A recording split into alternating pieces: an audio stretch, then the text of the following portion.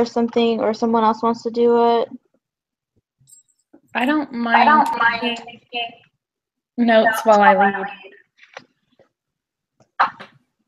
I would do it, but my throat hurts really bad, and I wasn't going to talk too much tonight. Is everyone else getting the feedback or just me? I'm getting it too. Yeah. I think it's because none of us have our mics muted.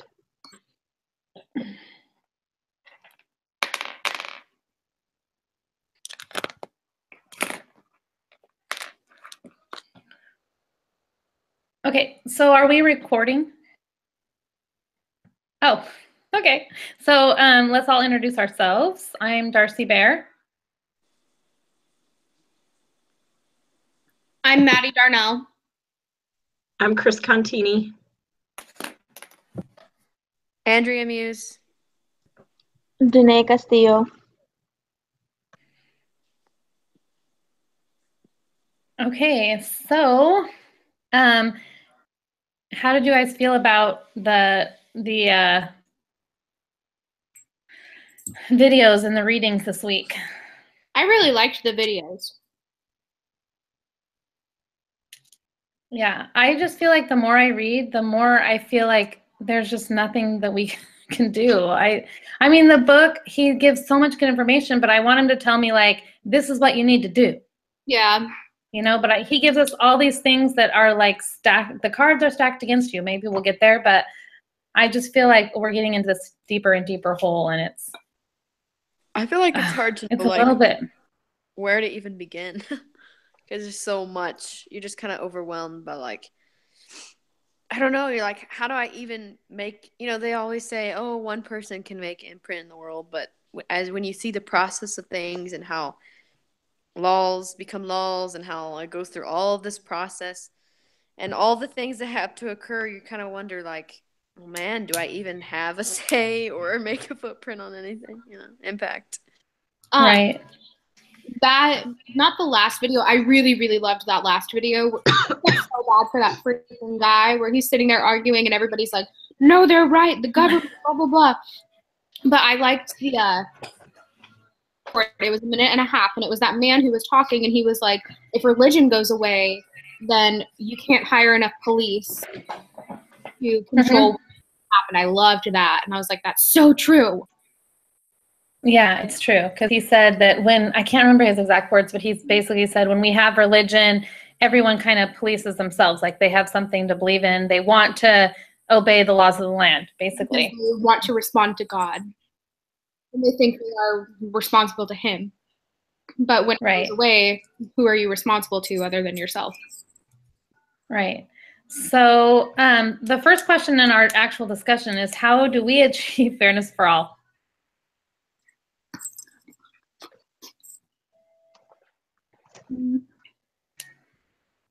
I had a thought on that.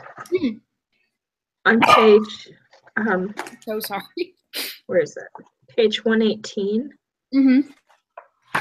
On page 118 of his book, it said, my light turned away. We should work to ensure respect for the religious liberty of all Americans, not just for ourselves. In particular, we should work to protect the rights of individuals and the associations they form, businesses and charities, schools and social services, to speak and act in the marketplace in accordance with their belief that marriage is the union of a man and a woman. So, I mean, not that whole thing, but it just seems like if we follow that rule to respect everyone and not just the squeaky wheels, if we respect everyone, then the government is pretty much set up to be fair. We just have to follow the law. And they keep changing and rewriting the law so that it makes it unfair. Yeah. Right. That's how I feel. Like, we are taught in our religion that we need to be fair and that we need to have fairness for all, but I don't feel like everyone feels that way. They just feel like we're being bigots and they are being discriminated against, and so they just want it all about them, where if you just remove what side you're on and just look at it from just a completely neutral perspective, it seems totally obvious to me that both people can be respected and both people can have their freedoms and their rights, but we're way, we're way over on one side of who is treated fairly at this point. Yeah, that was basically what I was going to say. There was a part of the video where I don't remember which one, but he was saying like we need to not just defend our own religion, but we need to help others and defend them too. And I think that's really important, because when you just defend yourself and you don't help everybody else, where's the religious freedom? You're not just standing up for you. You need to stand up for everybody else too, because it could come back as good karma and they could stand up for you in the future. Mm-hmm. Yeah, that's true. Darcy, in the last chapter, in chapter 5?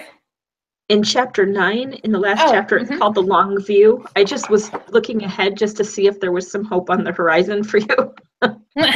And the first sentence says, if you've read this far, the situation might seem pretty dire, but that cannot be a reason for despair. We must take what we know about marriage and put it to work, helping our fellow citizens to understand why we believe what we do about marriage.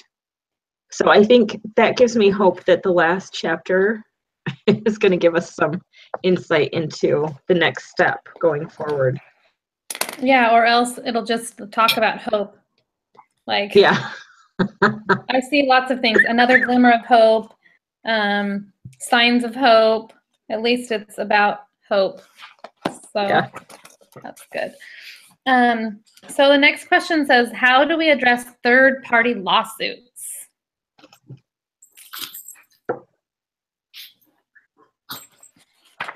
I was a little confused by that one, to be honest.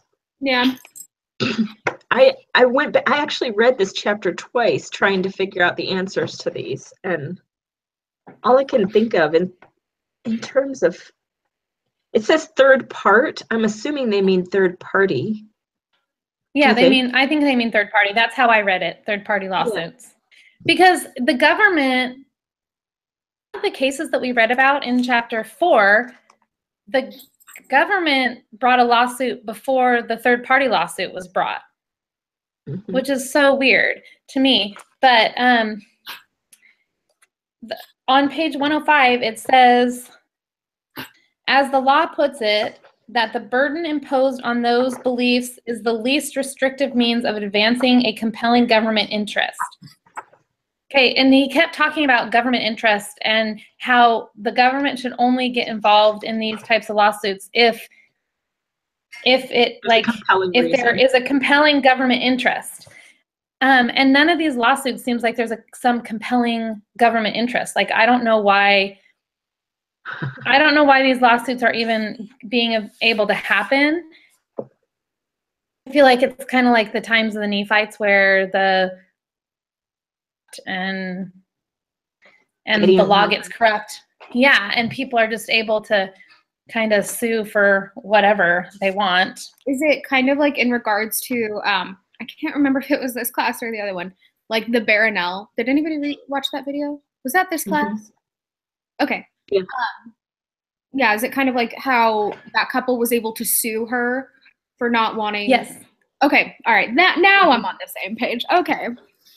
Yeah, I don't understand that either. I know. I feel like, first of all, the judicial system is now, there's a precedent for them writing law, which has never happened before.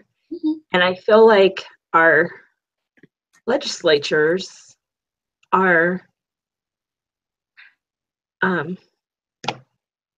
like the government is getting involved in these lawsuits, and it's a political move. It's a game move because they're going to get more votes because of that. They're trying to reach certain demographics, and in doing that, their power base increases. So I feel like it's completely a power play, and it has really nothing to do with right or wrong. It's just a matter of staying in office.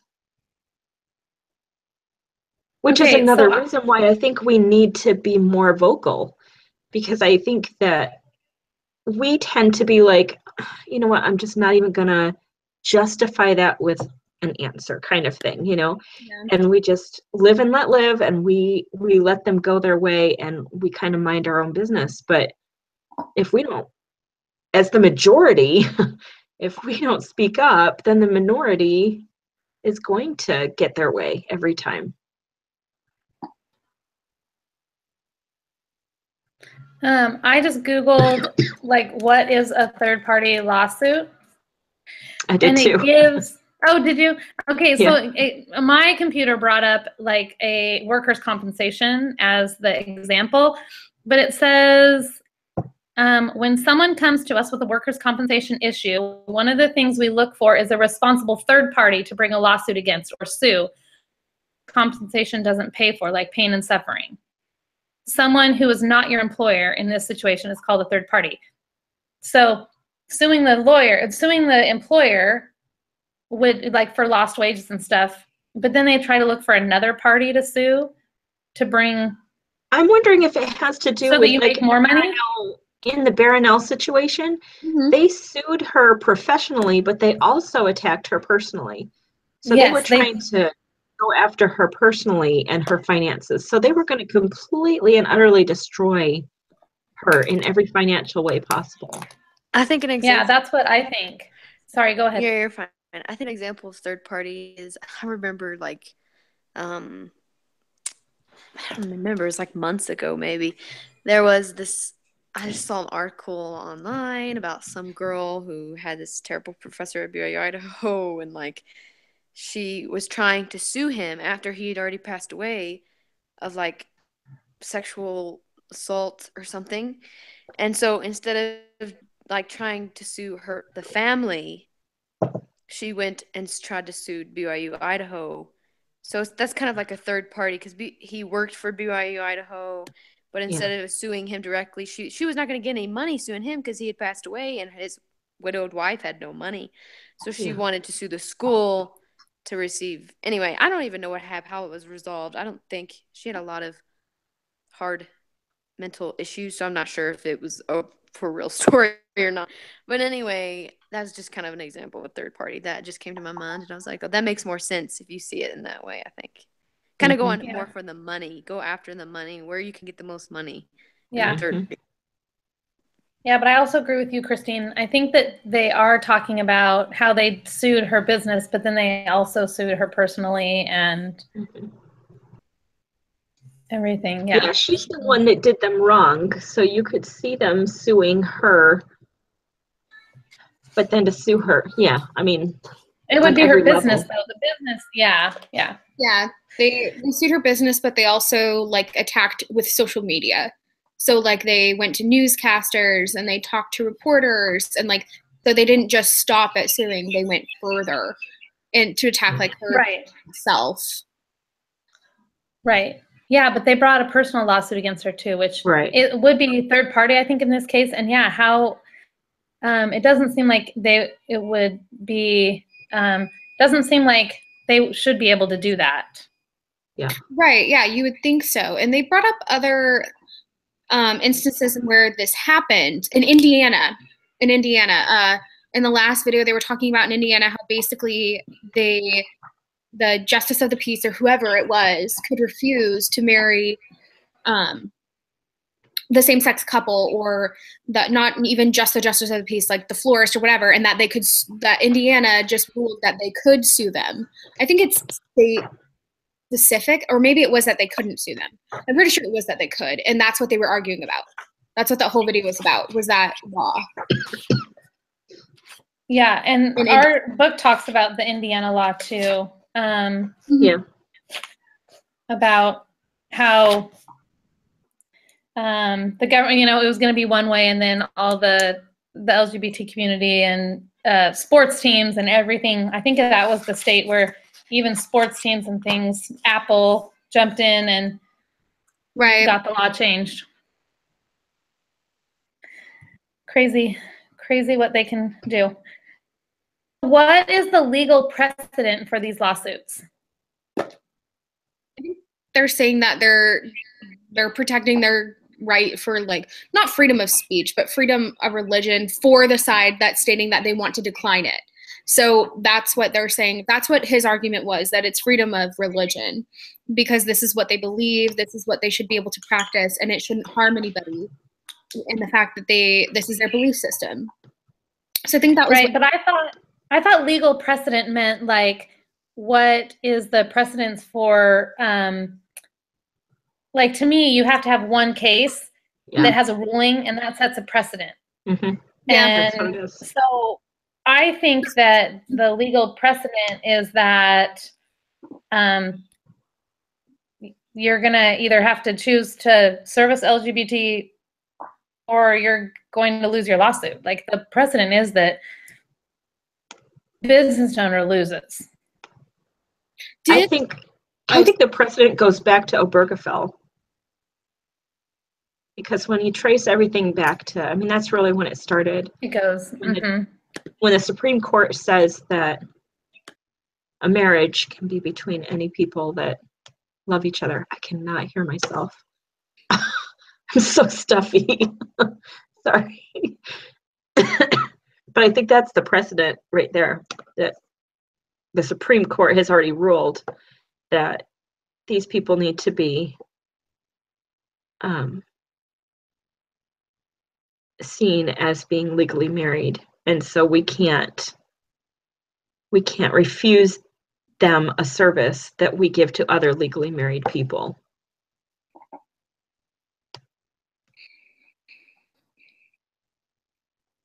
Who's Darcy? She's muted. Yeah, I don't know. I still to this day have mixed feelings about the whole thing. Like about like offering services to like a wedding cake to someone who is of the same sex getting married. I don't know. I still feel like conflicted feelings about it. I mean, I know legally do now, but I mean, I still like matters. I'm like, well, I don't know. I don't feel like it's right, but also I don't know. It would be hard to own a business and have to make those kinds of decisions. That's for sure. Well, and the Baronelle talked about it. She said that she had a cousin, maybe, some type of family member that was getting married and asked her for a wedding cake, and she refused.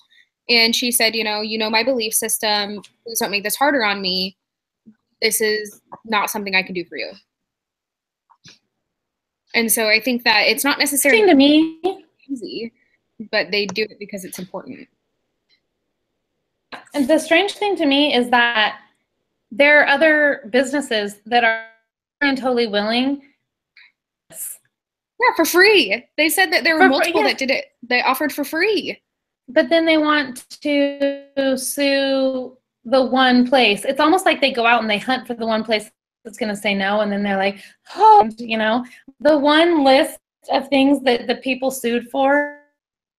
It was just like the huge this list of weird, odd things. Like I ashamed. I felt, I gained weight because someone said they wouldn't bake your cake or do your flowers. It was that list was so funny to me. Like whatever. Yeah. Yep. My cake. I know. Okay. So what threat should the LDS Church be concerned about? Is lawsuits. Some of the examples they gave were like adoption and my sister-in-law, she's adopted 2 children. Neither one of them through LDS Family Services because a baby wasn't placed with her family, but really a long time until LDS Family Services stopped doing that. And it is kind of sad that they had to discontinue that because they either had to place with anybody who came to them, stop providing the services, and it's so much more expensive, and it triples the price that they pay, and there's so many more things that the birth mother I mean, their first daughter, they paid for their birth mother's apartment for like 6 months of the pregnancy, and they paid for so much stuff where if you went through LDS Family Services, that stuff usually didn't happen, and the lawyer fees were lower. And so it hurts the couples that are trying to find the children. Mm-hmm. It hurts the children too, because the children have to wait in a situation that could be harmful for them. Yeah. I would say misconception too for the church, because is it legal battles? Well, what it just says, what threat should the LDS Church be concerned about? Yeah, I would definitely say misconception. I work for a doctor's office, and one of our doctors is she's a lesbian, and she found out I was Mormon, and she instantly didn't like me. And I think that's a big part of it is people don't ask; they instantly assume like we hate LGBTQ people, and I think that can be really harsh because they throw it back to Prop 8. And they think, oh, well, you picketed gay people. And I'm like, no, that's not what happened. Ask me about what happened, get some background on it. And so I think that can be really hard too when, like my mom always says, when people get in arguments with her, it's not that we don't want you guys to be together. It's that you shouldn't call it marriage. That marriage is for a man and a woman through the Lord. And so my mom always tries to put it that way. And so it's describing why we believe what we believe and why we stand so firm on it. And I think that can be really hard for people who are LDS because people jump to conclusions so quickly because they think of like Prop 8 and stuff like that. They go straight to the funny thing about the lady who did the flowers. She had a relationship with that man for like 10 years, and she had been doing flowers, and she knew that he was homosexual, and she knew that he was getting flowers for his partner all the time. She just said marriage should be, that homosexuals should be able to be married. So I just can't provide flowers for your wedding. But she was willing to do anything else that he asked. Yeah. And she wouldn't do it. It was just about the marriage. Yeah. Right. Like you were saying, Maddie, it's not, I mean, people think that we just hate them. No, we just want marriage to be defined as between a man and a woman. Yeah. Mm-hmm. Yeah, and I think that's what's important to really define for people because they think we hate them as individuals. We hate what they're doing. And it's not that at all. It's that we just don't want what they're doing called marriage because marriage is sacred. And that's what's so important to the LDS community from what I've picked up. That's what my mom tells me. You would think that they would be interested in like creating their own thing. They're all cutting edge. They're all, we're different. We're proud of being different. You'd think that they would want to call it something all their own, but it's just so petty that they want to have whatever it is that they perceive they can't have. And that's the thing that they fight for. And I feel like a lot of it with the one Baronel, I think I just picture that being lawyers getting involved and saying, oh, you can milk this for so much. You can sue for this. You can sue for that. You can take it this far. And I just feel like those guys just got money hungry when they started listening to lawyers. Well, and what's sad about it, they lose sight completely of what they were doing in the first place. They just wanted to get married and they wanted to celebrate love. So they lose complete sight of that, and now they're in this huge lawsuit. Yeah, these discrimination lawyers are just so evil. They must make a I think also another threat, it talks about schools. And can you imagine if somebody started to sue BYU because they weren't allowing them to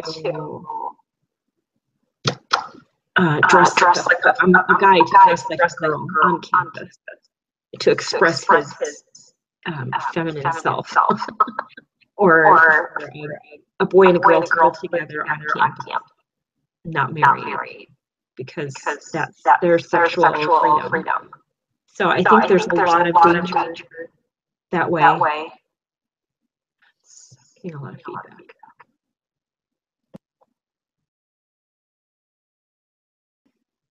Well, look at what happened with the the scouting program in the church. Look what we lost, basically because of all of this stuff that, this community is trying to kind of like take over. Like what are they gaining from allowing that to happen in the scouting program? Like, what are they gaining? Nothing. And now because of that, we're losing such, a great program for these young men in the church. That's, another example, I guess. And again, that to me, it just says that they want whatever it is that they feel they can't have. And that's what they're going to sue over. You tell them, no, we really can't do that. That's exactly what they're going to want then. They're not satisfied until they get their own way on everything. Yeah, they want that equality. As opposed to, it doesn't matter the cost to anybody else. Yeah. Yeah, but it is creating inequality, really, is what Mm-hmm. it is doing. The other thing, I think we talked about it last week, is possibly temple marriage in this class, that Yeah, we did. there That's might a big be one. a threat to temple marriage. Yeah. I still don't know. I guess I don't understand it well enough. It's been explained to me that if the church requires everybody to be married civilly first, then they can still perform temple sealings. But I don't Correct. understand how they can preclude, why the government couldn't step in and say, no, you need to seal these people as well. You can't deny them what you allow heterosexual Well, it's not marriage, couples. though. Yeah, but it's I think it's still 'cause it's something not they're going about to want marriage. as soon as they're told that they can't have it. That's what my concern is. I mean, they're fighting for other stuff that they don't really even want. They just want to win. Yeah. If you But I think about think- it, oh, sorry. No, go ahead, Maddie. If you think about it, women never really needed the priesthood. They never really wanted it. And then this, like, I think it's like it's a weird sect of the LDS people that aren't really LDS anymore that are now fighting for women to have priesthood because they want equality. Men were always meant to have the priesthood, but they want it just because they want equality. Why shouldn't women have the priesthood? Well, it's because of a lack of understanding, really, because women can, I don't know. There's so much power that women have, and we might not be able to do the laying on of hands, but we can request blessings, and we can say prayers in faith, and we can support the priesthood, and it's unfortunate that they don't have that understanding that it's not about who can just hold the office, but there's so much more. So how can the justice system be so biased? I think we kind of touched on that a little, but does anyone have specific I think things they want to add? On it when she was saying that they really are goal oriented when it comes to the family, and they want to do what's going to make them popular and what's going to look best. So if that's passing a law that enacts that LGBTQ can get married and do whatever they want, if that's going to make them popular and it's going to make them well liked and it's going to make our country appear well, then I think that's what they're going to do. They go for what is best in their own eyes, not necessarily what's best for everybody. Or fair, even. Yeah, even fair. It's just, like I think Christine said, whoever, like the squeaky wheel, whoever's shouting the loudest. Mm-hmm. That's the way it feels. Yes.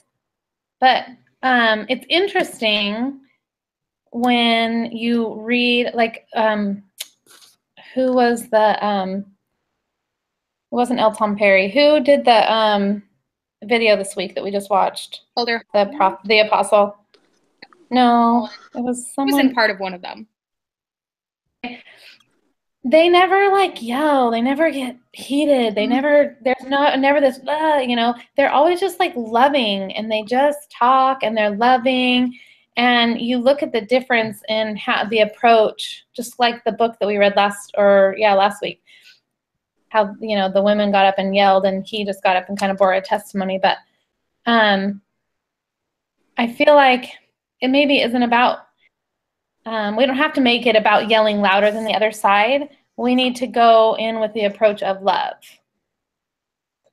I think And I hopefully wrote on maybe that'll win somebody's over. discussion post this week talking about this. I said something like, I feel like once we understand the situation and then we do our research, we read, we know what the arguments are on both sides, and we actually prepare and have in mind our side of it, our argument, I guess, for lack of a better word. That once we do that, we can just we can approach people in a more logical, non-emotional way and just,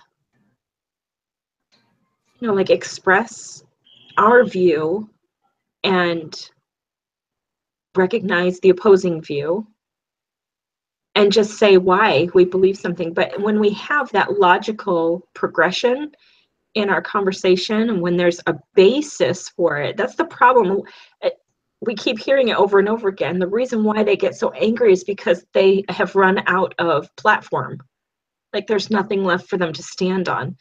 And when we maintain that platform and that foundation of truth and true principles, then there's no need to get angry. We just present our view and they accept or reject it and we move on. But they can't argue with true eternal principles.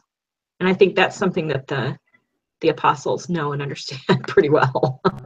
That's why they never get Right. all.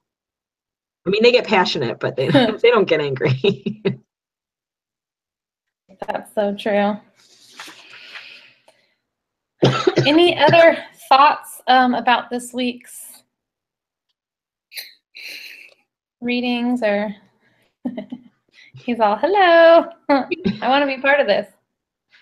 I really, really liked that last video we watched. I didn't get to watch the rest of it because I was watching it while I was on my lunch break at work. But it was that last video with all of the 3 opposing views on the Indiana law. And, oh, where'd you guys go? You disappeared. There you are. Okay. It was that 3 opposing views on that Indiana law. And I felt so bad for that poor guy representing, I think it was the religious view. And his name was Ryan. And he was... It's Ryan Anderson, the writer of the book. Yeah. Of this book? Yeah, he's the author of Truth Overruled. But he, really? you know, he doesn't ever approach it. He approaches it like you talked about, super logically. He doesn't approach it with this. He doesn't approach it from a religious bias, Right. which is really good because people are just like, oh, just another religious fanatic. He approaches it about law and truth and justice, you know, which is what he did. He's like, you guys are misunderstanding the law. This is actually what it says. This is what it means. And of course, no one listens because they don't want to, but they're all sitting there trying to argue. The podcast guy. Oh, that's that's why they have 3 people on there, so there can be arguments. But yeah, I just felt bad for him because he's sitting there really quietly, peacefully, trying to present every like aspect of his point, and then the guy in the middle, the guy who presented the podcast, he's sitting there like, nope, that's not true. Nope. Yeah. And he's like, I thought I was watching the 3 of them. First of all, I hate watching stuff like that. I hate it when they all talk over each other. It drives me insane.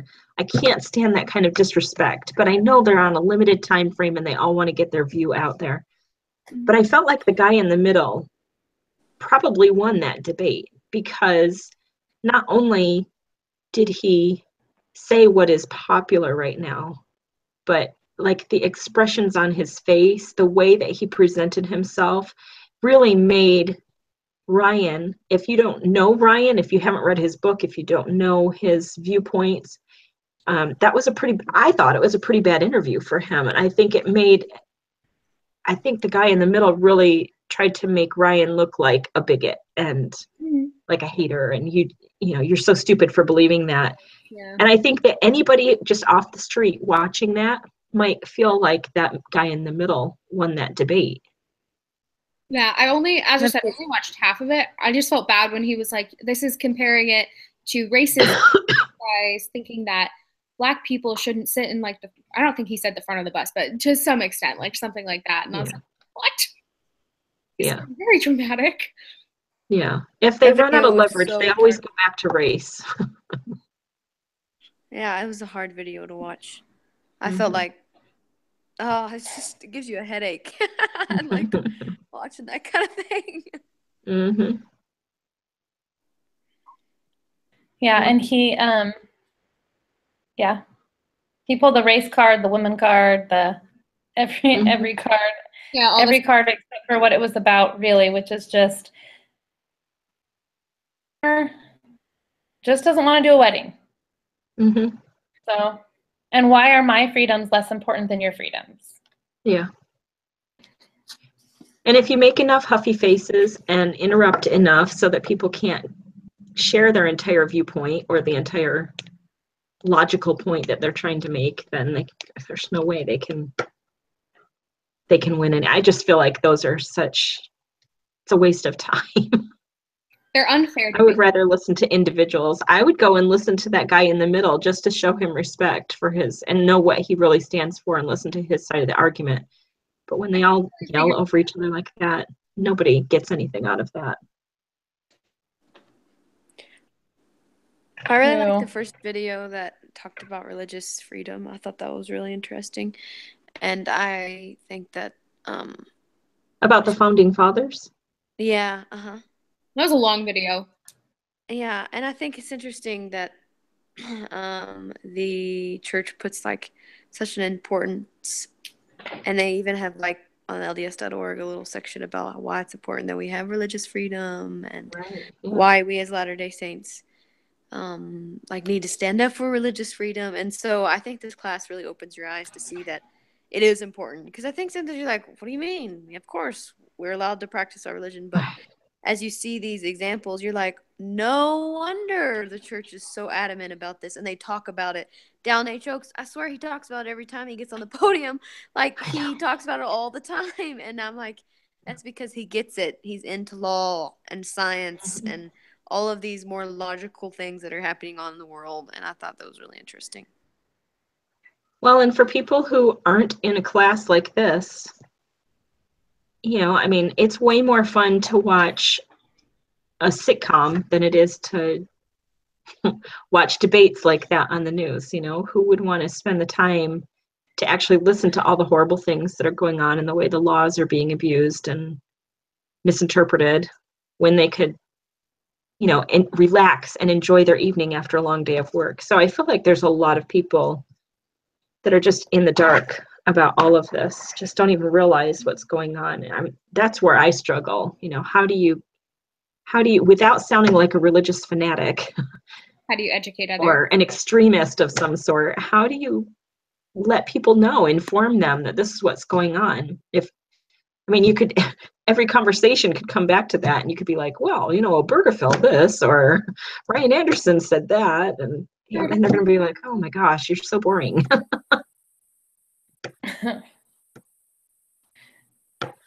Yeah, that's true.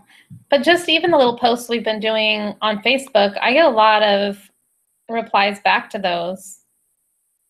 Or, whatever, Instagram, wherever we're posting, I get a lot of replies back to those. So just maybe awareness is good.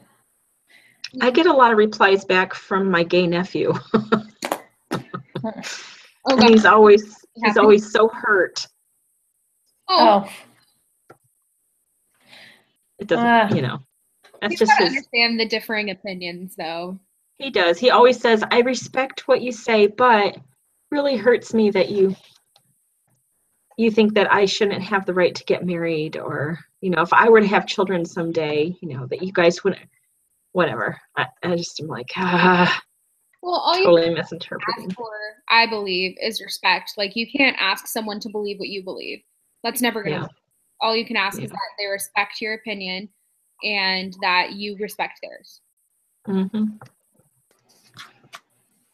Yeah, that's true. Okay, anything else, or are we ready for wrap up? I think we're ready. So leading and taking notes, I have a few, but not a ton. So Andrea started us off, and she said by saying it's hard to know where to begin, and I totally agree. Hard to know where to begin. Christine read us a super great quote from page 118, and actually I highlighted it, and it just starts out, we should work to ensure respect for the religious liberty of all Americans, not just for ourselves. Maddie said that we need to defend all religions, not just yourself. And we all discussed what a third-party lawsuit would be. That was a long discussion.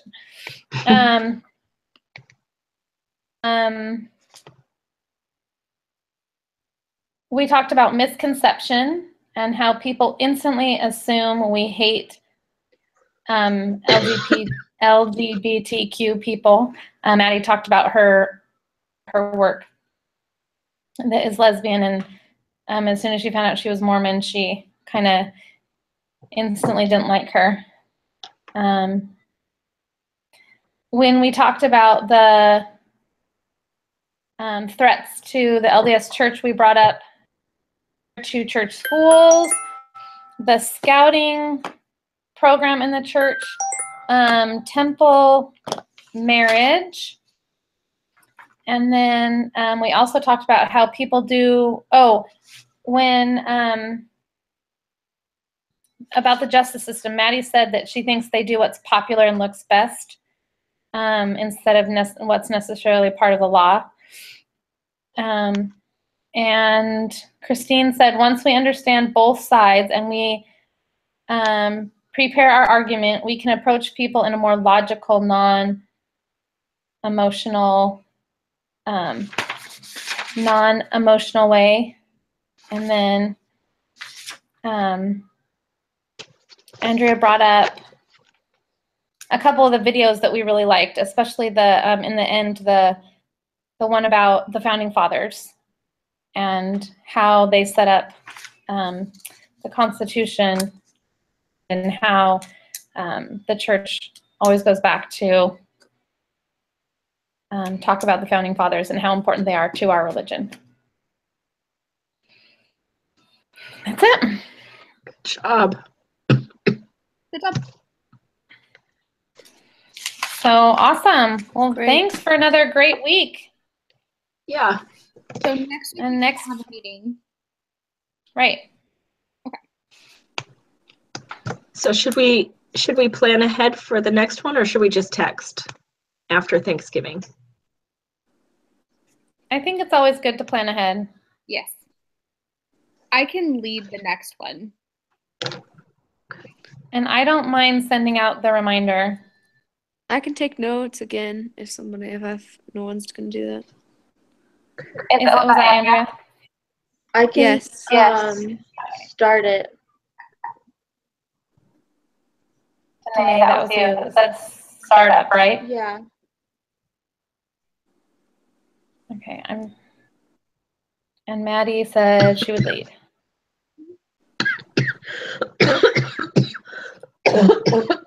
Okay. And Christine, you're off the hook because you do something a lot.